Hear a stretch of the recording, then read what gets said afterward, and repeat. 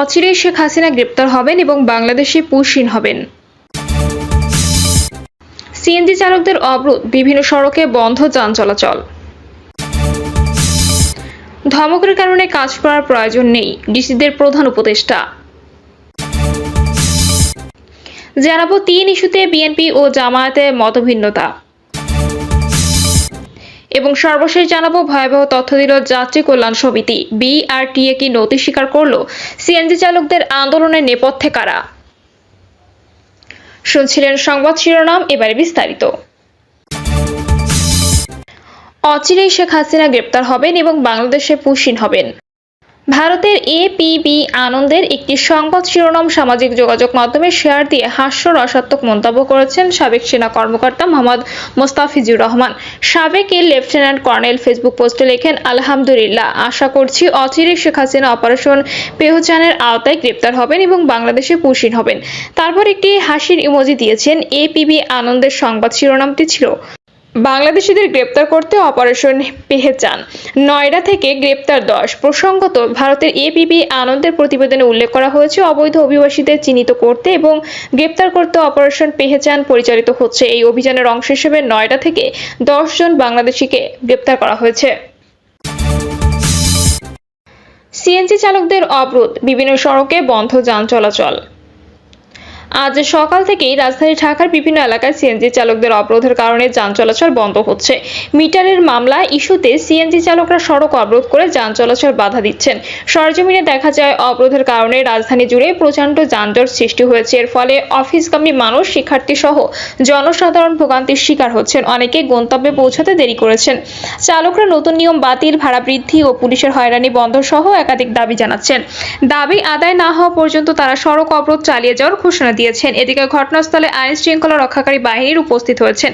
এ বিষয়ে প্রশাসনের পক্ষ থেকে জানানো হয়েছে, পরিস্থিতি নিয়ন্ত্রণে আনতে চালকদের সঙ্গে আলোচনা চালিয়ে যাওয়া হচ্ছে। ধমকের কারণে কাজ করার প্রয়োজন নেই, ডিসিদের প্রধান উপদেষ্টা। জেলা প্রশাসকদের স্বাধীনভাবে দায়িত্ব পালনের আহ্বান জানিয়েছেন অন্তর্বর্তী সরকারের প্রধান উপদেষ্টা ডক্টর মোহাম্মদ ইউনূস। তিনি বলেন, এই সরকারের আমলে কারো রক্তচক্ষু বা ধমকের কারণে কোনো কাজ করার প্রয়োজন নেই, কারো ধমক শুনবেন না।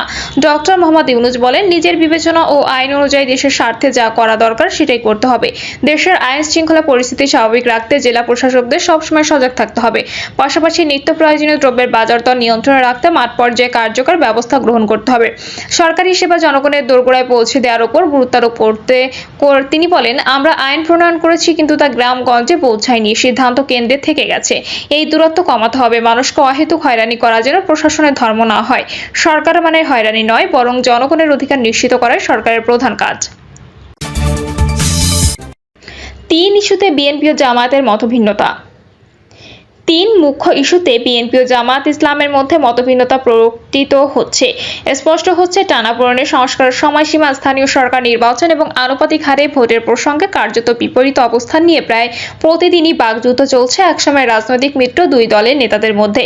জাতীয় নির্বাচনের আগে বিএনপি কোনোভাবে স্থানীয় সরকারের নির্বাচন চায় না। তারা মনে করে এই মুহূর্তে জাতীয় অগ্রাধিকার হচ্ছে সংসদ নির্বাচন অনুষ্ঠান। স্থানীয় সরকার নির্বাচন এই মুহূর্তে বাস্তবভিত্তিক সিদ্ধান্ত হতে পারে না। অতি জরুরি কিছু সংস্কার করে দ্রুত জাতীয় সংসদ নির্বাচন দেওয়া উচিত। অন্যদিকে জামায়াত চায় জাতীয় নির্বাচনের আগে স্থানীয় সরকার নির্বাচন হোক। তাদের মতে নির্বাচন কমিশন সংস্কারের পর স্থানীয় সরকার নির্বাচনটা বেশি জরুরি। এরই মধ্যে এই বিষয়ে নির্বাচন কমিশনের সঙ্গে বৈঠক করেছে বিএনপি ও জামায়াত ইসলামী। বিএনপি দ্রুত জাতীয় সংসদ নির্বাচন আয়োজনে সরকারকে অব্যাহত চাপ দিয়ে এলেও জামায়াত এগোচ্ছে ভিন্ন কৌশলে। দলটি প্রয়োজনীয় অতি জরুরি সংস্কার প্রক্রিয়া শেষে নির্বাচন চায় জাতীয় সংসদের ভোটে। এজন্য জামায়াত প্রয়োজনীয় সময় দিতে চায় সরকারকে। এছাড়া সংখ্যানুপাতিক ভিত্তিতে আসন নির্ধারণের পক্ষে নিজেদের অবস্থান জানিয়েছে জামায়াত। বিএনপি ব্যবস্থার বিপক্ষে। কমিশনের সঙ্গে বৈঠক করে জামায়াত ইসলামী সেক্রেটারি জেনারেল অধ্যাপক মিয়া গোলাম পরোয়ার সাংবাদিকদের বলেন, জনগণের আকাঙ্ক্ষা স্থানীয় সরকার নির্বাচন আগে হোক। তাই জনগণের প্রত্যাশা অনুযায়ী জামায়াত চায় জাতীয় নির্বাচনের আগে স্থানীয় সরকার নির্বাচন। অন্যদিকে এই বিষয়ে একেবারে উল্টো বক্তব্য বিএনপি। জাতীয় নির্বাচনের আগে স্থানীয় সরকার নির্বাচন চায় না বলে স্পষ্ট জানিয়ে দিয়েছে দলটির মহাসচিব মির্জা ফখরুল ইসলাম আলমগীর। বিএনপি মহাসচিব মির্জা ফখরুল ইসলাম আলমগীর জাতীয় নির্বাচন প্রসঙ্গে বলেন, যত দ্রুত নির্বাচন তত রাজনীতি সহজ হবে, বাংলাদেশ স্থিতিশীল হয়ে আসবে। ইসির সঙ্গে সাক্ষাতে জামায়াত সংখ্যানুপাতিক পদ্ধতিতে নির্বাচন চেয়েছে, এ বিষয়ে দৃষ্টি আকর্ষণ করা হলে ফখরুল বলেন, এটা আমরা পুরোপুরি বিরোধী, একেবারে জোরালোভাবে বিরোধী। আনুপাতিকভাবে নির্বাচনের কোনো ব্যবস্থাকে আমরা সমর্থন করব না, কারণ এখানকার মানুষ এটাতে অভ্যস্ত না। এরকম ভোটের প্রশ্ন উঠতে পারে না। তবে সংস্কারের নামে সময়ক্ষেপণ চায় না বিএনপি। তাদের দাবি সংস্কার নির্বাচনের পরেও করা যাবে, আগেও করা যাবে। সংস্কার একবার সম্ভব নয়, সংস্কার কার্যক্রম ধারাবাহিকভাবে চলতে থাকবে।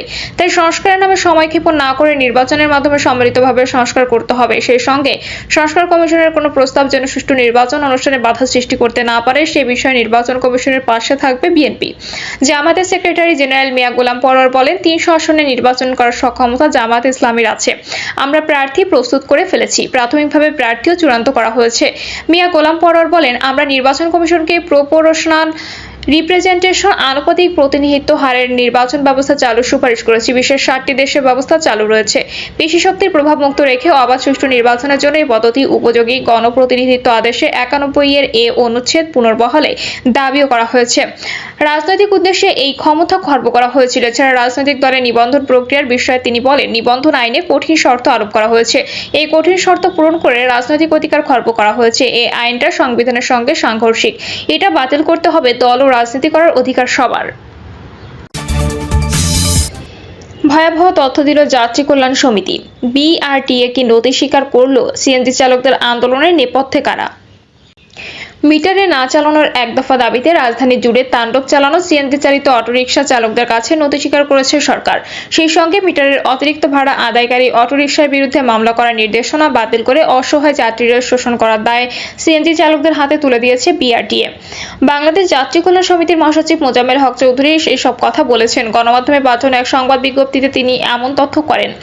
বাংলাদেশ যাত্রী কল্যাণ সমিতির মহাসচিবের পাঠানো বার্তায় যাত্রী কল্যাণ সমিতির পক্ষ থেকে অভিযোগ করা হয়, বিগত সরকারের আমলে ঢাকা ও চট্টগ্রাম মহানগরীতে 13,000 করে 26,996টি সিএনজি চালিত অটোরিকশার রিপ্লেসমেন্ট প্রক্রিয়া তৎকালীন সড়ক পরিবহন ও সেতুমন্ত্রী ওবায়দুল কাদের ও তার পরিবারের আশীর্বাদে বিআরটিএ এর কতিপয় দুর্নীতিবাজ কর্মকর্তা, সিএনজি চালিত অটোরিকশা মালিক সমিতি, ঢাকা অটোরিকশা শ্রমিক ইউনিয়ন, বাংলাদেশ সড়ক পরিবহন শ্রমিক লীগ, অটোরিকশা উত্তরা মোটরের কিছু ডিলার মিলে এক ভয়াবহ দুর্নীতিবাজ সিন্ডিকেট গড়ে তোলে। তারা সিএনজি চালিত অটোরিকশা রিপ্লেসমেন্ট খাত থেকে প্রায় 1200 কোটি টাকার দুর্নীতি করেছে। এদের একজন এখন শত শত কোটি টাকার মালিক। এই কারণে 3 লাখ টাকার একটি সিএনজি চালিত অটোরিকশা এখন 30 থেকে 35 লাখ টাকা। এতে আরো বলা হয়, তৎকালীন সড়ক মন্ত্রী ওবায়দুল কাদেরের পরিবার এই খাতে সরাসরি জড়িত থাকায় তৎসময়ে কেউ টু শব্দ করার সাহস পায়নি। ওবায়দুল কাদের আত্মগোপনে চলে গেলেও সিএনজি অটোরিকশা খাতের এই আওয়ামী দুর্নীতিবাজ সিন্ডিকেট এখনো সক্রিয় রয়েছে। ঢাকা ও চট্টগ্রাম সিএনজি চালিত অটোরিকশা রিপ্লেসমেন্ট প্রক্রিয়ার সঙ্গে জড়িত বিআরটি এর শীর্ষ কর্মকর্তারা এক দশক ধরে এখনো ঘুরে ফিরে ঢাকা চট্টগ্রামের পদে বহাল রয়েছে। তারা খোলা পানিতে মাছ শিকারের উল্লিখিত দুর্নীতিবাজ সিন্ডিকেট নানা আন্দোলনে উস্কে দিচ্ছে। তারা একটি সিএনজি চালিত অটোরিকশাকে সোনার ডিম পাড়া হাঁসের মতো মনে করেন। মোজাম্মেল হক চৌধুরী বলেন, ফ্যাসিস্ট আওয়ামী লীগ এই সিন্ডিকেটকে বর্তমান সরকারের সময় আইনশৃঙ্খলা পরিস্থিতি, বাহিনীর শীতলতা, সরকারের দুর্বলতাকে পুঁজি করে খোলা পানিতে মাছ শিকারের অপচেষ্টায় লিপ্ত। তারা কখনো এক যুগে আগে যাচাই বাছাইয়ের বাদ পড়া অস্তিত্বহীন মিশুক অটোরিকশা রিপ্লেসমেন্টের প্রক্রিয়া রাতারাতি করে নিতে চায়। আবার কখনো ঢাকা মহানগরীতে 5,000, চট্টগ্রাম মহানগরীতে 4,000 চালকের নামে সিএনজি চালিত অটোরিকশার দাবি নিয়ে কখনো বিআরটি এর সদর কার্যালয় ঘেরাও করে, কখনো সচিবালয়ের সামনে, প্রেস ক্লাবের সামনে আন্দোলন করে। এই সিন্ডিকেটের নির্দেশে সিএনজি চালিত অটোরিকশা খাতকে আলোচনায় রেখে খোলা পানিতে মাছ শিকারের লক্ষ্যে বিআরটিএ কে দিয়ে সিএনজি চালিত অটোরিকশা মিটারে না চালালে 50,000 টাকা জরিমানা পুরনো আইনটি আবারও নতুন করে প্রজ্ঞাপন আকারে জারি করার ব্যবস্থা করে। আইন জারির পর কতিপয় সিন্ডিকেটধারী সিএনজি চালিত অটোরিকশা মালিক সমিতি ও শ্রমিক ইউনিয়নের নেতারা চালকদের উস্কে দিয়ে আজ সকাল থেকে সিএনজি চালিত অটোরিকশা বন্ধ রেখে নগর জুড়ে তাণ্ডব চালায়। এমন পরিস্থিতিতে বিআরটিএ এই সিন্ডিকেটের কাছে নথি স্বীকার করে অসহায় যাত্রীদের ওপর আরো জুলুম করার হাতিয়ার সিএনজি চালিত অটোরিকশা চালকদের হাতে তুলে দিয়েছে সরকার। এমতো অবস্থায় জনগণের টাকায় পরিচালিত বিআরটিএ এর মতো এমন একটি রাষ্ট্রীয় প্রতিষ্ঠানের প্রয়োজনীয়তা নিয়ে প্রশ্ন তুলেছে যাত্রী অধিকার সুরক্ষায় নিয়োজিত এই সংগঠনটি। সংবাদ বিজ্ঞপ্তিতে উল্লেখ করা হয়, ঢাকা মহানগরীর ফিটনেসবিহীন লক্কর পাশের উচ্ছেদ ঠেকাতে গোলাপি কালার বাস সংকটে, ভয়াবহ যাত্রী দুর্ভোগ ও সিএনজি চালিত অটোরিকশা চালকদের তাণ্ডব, অসহায় যাত্রীদের উপর তাণ্ডবকারী চালকদের হাতে তুলে দেওয়ার প্রতিবাদে বাংলাদেশ যাত্রী কল্যাণ সমিতির উদ্যোগে আগামীকাল সকাল 11টায় ঢাকা রিপোর্টার্স ইউনিটিতে এক জনাকীর্ণ সংবাদ সম্মেলন অনুষ্ঠিত হবে। প্রিয় দর্শক, এই ছিল এখনকার সর্বশেষ সংবাদ। আপডেট সব সংবাদ পেতে চ্যানেলটি সাবস্ক্রাইব করে বেল আইকনটি ক্লিক করে রাখুন।